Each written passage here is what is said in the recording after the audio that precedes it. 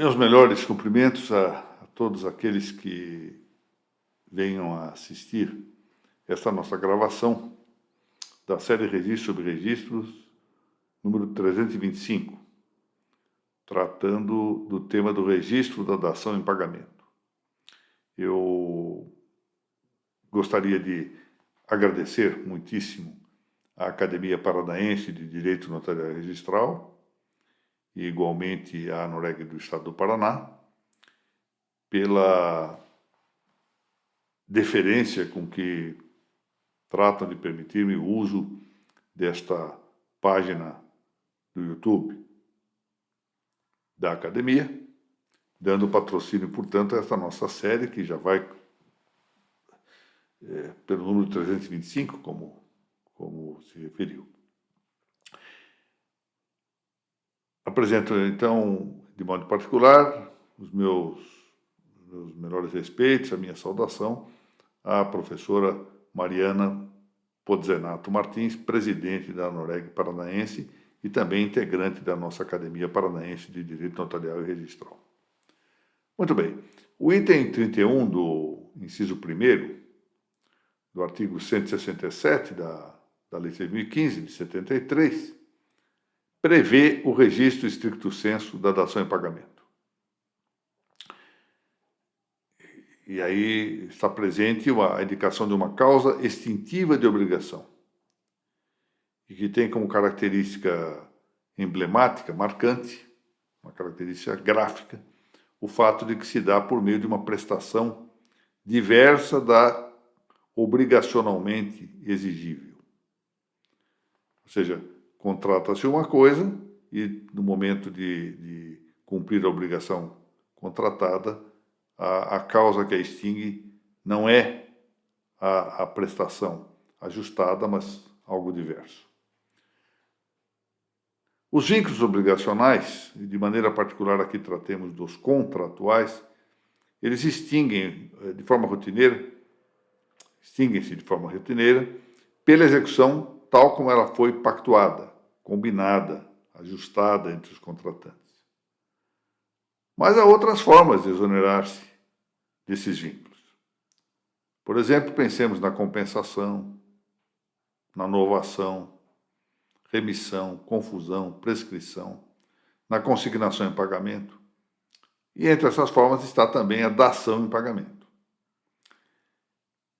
Ela vem referida no Código Civil Brasileiro, nos artigos 356 a 359, e seus requisitos são, em primeiro lugar, a preexistência de uma obrigação, ou seja, a dação em pagamento não está prevista no contrato original. Ela sempre supõe uma existência anterior da obrigação. Em segundo lugar, a entrega efetiva e atual de uma coisa diversa da devida. Ou, além disso, e agora já de uma maneira expansiva, mas a palavra dação até ficaria um pouco imprópria para designar esta modalidade que se apontará, pode dar-se também que se trate de uma prestação de um fato diferente do cumprimento pactuado. Vamos dar um exemplo disso. Um professor contrata a compra de um computador, mediante, vamos supor aqui, 10 prestações. E ao chegar nas últimas prestações, não consegue pagar o preço, procura o credor e diz, olha, eu não consigo pagar, eu quero saber como é que nós podemos fazer. E o credor diz, olha, o senhor é professor e eu tenho uns filhos que estão precisando de aulas particulares para acompanhamento escolar. O senhor ministra essas aulas e está resolvido o assunto. Pronto, aí dá-se o caso, portanto, de uma prestação de um fato diferente do cumprimento pactuado, constituindo, portanto, uma dação em pagamento mediante fato. E, finalmente, o terceiro requisito, consentimento do credor. O credor tem que consentir nessa modalidade. Esse meio exonerador do liame obrigacional, do vínculo obrigacional, já era conhecido no direito romano, em que se voltava a medida, não é? Que era então designada como datio insolutum, essa medida era destinada a suprir a escassez monetária, era porque faltava a moeda que se permitia a dação em pagamento. O grande romanista, que foi Álvaro d'Ors, o maior romanista, provavelmente, das Espanhas do século passado, dizia que foi a liquidez pecuniária, ou seja, a escassez dos meios de pagamento financeiros, monetários, que levou a que então se autorizasse o pagamento de dívidas monetárias, dívidas em dinheiro, mediante a entrega de imóveis. É a chamada estimatio possessionis. Está no livro, um dos célebres livros de Álvaro d'Ors, que foi o seu Direito Privado Romano. Bom, aqui apenas para uma aproximação diferencial, para mais destacarmos a definição do nosso Instituto da Dação em Pagamento, consideremos como distinguir a dação, de um lado, e de outro lado, as obrigações de prestação alternativa. Nas prestações, nas obrigações com prestação alternativa, o que há é um ajuste primitivo que fala de prestações disjuntivas, de prestações possíveis. Por exemplo, voltamos àquela compra lá do computador. Faz-se o contrato e diz, olha, paga-me o preço em 10 prestações, ou não sendo possível pagar-me o preço, entrega-me a coleção do Tratado de Direito Civil de Enesero Kipforth. Pronto. Então, as prestações ambas estão previstas, ainda que uma delas em caráter supletório.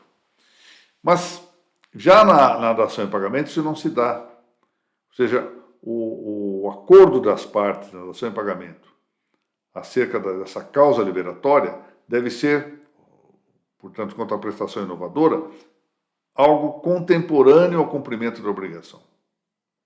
De fato, quando vamos ao artigo 356 do Código Civil, vemos lá com todas as letras, está dito, o credor pode consentir em receber prestação diversa da que lhe é devida, ou seja, diversa da que havia sido ajustada.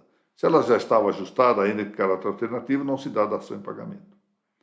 Com isso, o direito brasileiro está perfeitamente aclimado, acomodado ao que é regra nas legislações contemporâneas.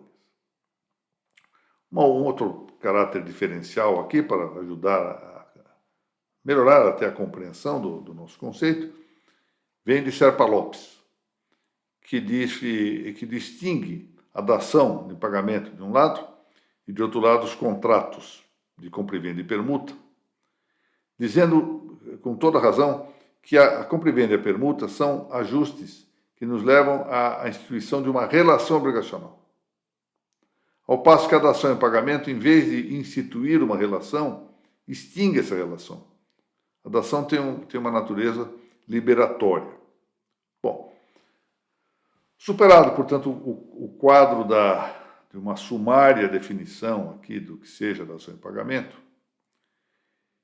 tratemos agora de sua divisão. Por dois fundamentos parece aqui relevante dividir a dação em pagamento. Primeiro fundamento, classificando a dação em dação executória, também chamada dação em cumprimento, e em dação em função da execução, ou seja, em função do cumprimento. Então, são duas espécies. Uma, a dação executória, ou seja, a dação em cumprimento. A outra, a dação em função da execução, ou em função do cumprimento.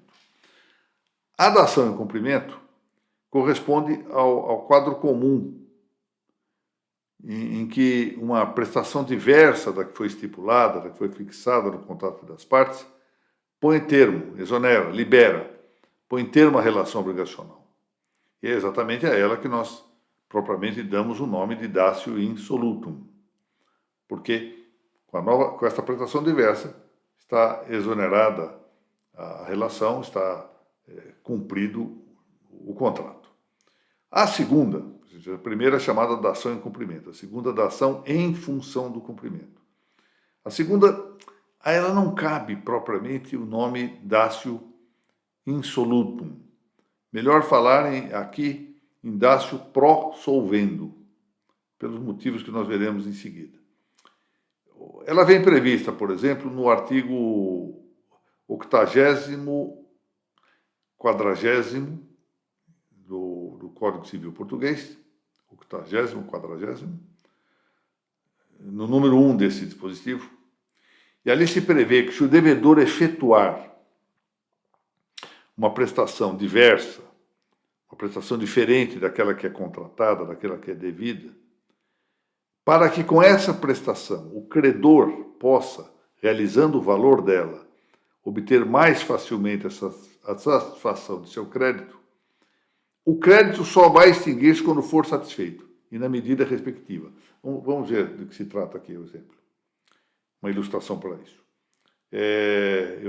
Voltemos ao exemplo do computador. Comprei o computador, não tenho como pagar as derradeiras prestações, procuro o credor e diz, olha, eu tenho esse tratado de direito civil de Necessarius Skipworth.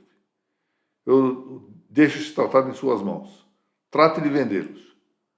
Então, com o valor obtido da venda, pode haver inteira satisfação do débito, consigo o valor exatamente daquilo que é o valor faltante para cumprir a obrigação, ou obtenho mais ou obtenho menos também, outras hipóteses. Se obtiver maior valor, devolve-se ao devedor. Se obtiver menor valor, ainda fica havendo a necessidade de pagamento do déficit, ou seja, do que faltar para cumprir sua obrigação. Muito bem, portanto, é uma dácio pró solvendo. Entrego a coisa, mas pró solvendo, vai depender do resultado. A lei brasileira não contempla de maneira expressa essa dácio pró solvendo. E, de fato, não parece que se possa, em todo caso, excluir a possibilidade jurídica, a viabilidade jurídica dessa dácio pró solvendo no direito brasileiro. Ou seja, sempre remanescerá para as partes o ajuste financeiro final, para mais ou para menos, né, do valor obtido com a coisa dada. E assim chegar à efetiva conclusão do liame obrigacional. Bom, a segunda classificação, depois dessa que se divide em dação em cumprimento e dação em função do cumprimento, diz respeito ao objeto da dação, ou seja, ao objeto material da dação, quer dizer, quais são os bens que estão envolvidos nela. Então, nós temos aqui 4 hipóteses. Acho que mais de 4, mas vamos limitar-nos a 4. Numa primeira, eu substituo a prestação contratada por dinheiro. A prestação era de dar uma coisa, por algum motivo eu não quero mais isso, eu substituo por dinheiro, o credor aceita e está resolvido o assunto. Na segunda, eu substituo uma coisa por outra, é a que se chama de rem pro re. A primeira se chama rem pro pecúnia. Na terceira hipótese, eu substituo a prestação por uma prestação de fato. Então, rem pro facto. Rem pro facto. E, por último, pode ocorrer que a prestação substituída seja de dinheiro por uma coisa. Pecuniam pro re. Eu devo dinheiro e entrego o tratado de direito civil, por exemplo. Bom, a questão aqui interessante é a seguinte, é a hipótese de substituição por dinheiro. Eu devo uma coisa e substituo por dinheiro. Ela parece já admissível com a vigência do Código Civil de 2005. Parece admissível entre nós. Por quê? Ela não era admissível no Código anterior. De fato, no artigo 995 do Código de Bevilacqua, do Código de 1916, estava escrito que o credor poderia consentir em receber coisa em substituição da prestação que lhe era devida, mas constava expressamente desse artigo, coisa que não seja dinheiro. Então não era possível esta ideia da rem pro pecúnia, da ação de rem pro pecúnia. Já agora parece possível. Um autor importante do direito civil brasileiro atual, Carlos Roberto Gonçalves, na sua obra, aliás, sua coleção a respeito do direito civil brasileiro, foi edição da Saraiva, diz num dos seus volumes que isso é possível e se reporta à posição antecedente sustentada por Silvio Venosa. De fato, o artigo 356 do Código em vigor já não repete a vedação de que o recebimento da coisa não seja esta coisa dinheiro, que não seja dinheiro. Portanto, expungiu-se com o novo código a vedação do código precedente contra a prestação pecuniária. Parece que a solução está correta. Bom, Voltamos aqui à Lei 6.015. O texto da Lei 6.015 diz, evidentemente, mais do que o devido na previsão do registro da dação em pagamento. Porque, em rigor, caberia dizer que se registra a dação de imóvel em pagamento, não é qualquer dação que se registra, claro, só dação de imóvel em pagamento. Uma vez que esteja determinado o preço da coisa dada em pagamento, a lei não fala na prestação de fato, mas já sabemos, não se pode excluí-la, tratando-a como o caso exigir, então, singularmente. Diz a mesma lei, no Código Civil, que as relações entre as partes regular-se-ão pelas normas do contrato de compra e venda. Ou seja, quando se resolve admitir a dação em pagamento, o credor consente, se cumpre aqueles requisitos que nós mencionamos no início da exposição, e as relações, então, entre as partes devem, a partir daí, regular-se pelas normas do contrato de compra e venda. Bom, isso fará com que, de logo, haja uma exigência aqui indispensável, qual seja de que se verifique se o caso é ou não de escritura pública. Porque a dação, se ela superar quanto ao valor da coisa dada em pagamento, do imóvel dado em pagamento, se superar 30 vezes o maior salário mínimo vigente no Brasil, conforme se lê na parte final do artigo 108 do Código Civil de 2002, nós teremos de exigir aqui indispensavelmente a escritura pública. Também, isso já havia sido alertado por Serpa Lopes ao tempo da legislação civil anterior, temos de observar o quanto aplicável às vendas entre ascendentes e descendentes. Vamos lá ao artigo 496 do mesmo Código. Por quê? Porque, conforme a lei diz, nós temos que aqui considerar as normas do contrato de compra e venda, aplicando-as à dação em pagamento. Bom, diante disto, agora interessa muito uma discussão que também já estava presente na obra de Serpa Lopes, de saber se a datio insolutum, ou seja, se a dação em pagamento, pode expandir-se para que nós aceitemos no registro de imóveis a promessa de dação de imóvel em pagamento. Agora não é registrar a dação, mas registrar a promessa de dação de imóvel em pagamento. Bom, essa discussão gira em torno da possível aplicação ampliada do que está previsto no artigo 357 do Código Civil em vigor. O Código Civil, acabei de referir esse dispositivo, diz isso: determinado o preço da coisa que será dada em pagamento, ou seja, do bem objeto da dação, bem material objeto da dação, as relações entre as partes, e portanto entre os contratantes, regular-se-ão pelas normas do contrato de compra e venda. Acabamos de ver isso. Como também ficou dito, Serpa Lopes tratou da matéria, embora isso o tenha feito à luz do artigo 996 do Código Civil de 1916, do Código Bevilacqua, cujo texto, entretanto, era símile ao do atual artigo 357 do Código de 2002. E Serpa Lopes, então, concluiu em que não caberia o registro da promessa. Atenção, para Serpa Lopes, não caberia o registro da promessa. Mas ele, que era costumeiramente dotado de muitos predicados, incluído da honestidade intelectual, na sua própria obra diz: olha, eu decidi assim, dá todos os seus argumentos, mas a minha posição foi objeto de divergência tanto da Procuradoria-Geral do Distrito Federal, quanto do entendimento adotado pelo Tribunal de Apelação, que reformou a decisão de Serpa Lopes. E o tribunal entendeu, de acordo também com o parecer da Procuradoria-Geral do Distrito Federal, que caberia o registro da promessa de dação em pagamento, ao contrário da posição adotada por Serpa Lopes. A matéria é controversa, tem de admitir-se, e segue controvérsia, mas ainda recentemente, quando o legislador quis acolher o registro da promessa de permuta, e lembremos-nos que a permuta também se aplicam às disposições referentes à compra e venda, o artigo 533 do Código Civil, o legislador disse, ou entendeu necessário, fazer uma explícita menção a essa promessa. É o que ocorreu recentemente com a edição da Lei 14.382, lá em junho de 2022, que incluiu a possibilidade do registro da promessa de permuta, que não estava prevista, e era matéria de discussão, matéria de controvérsia.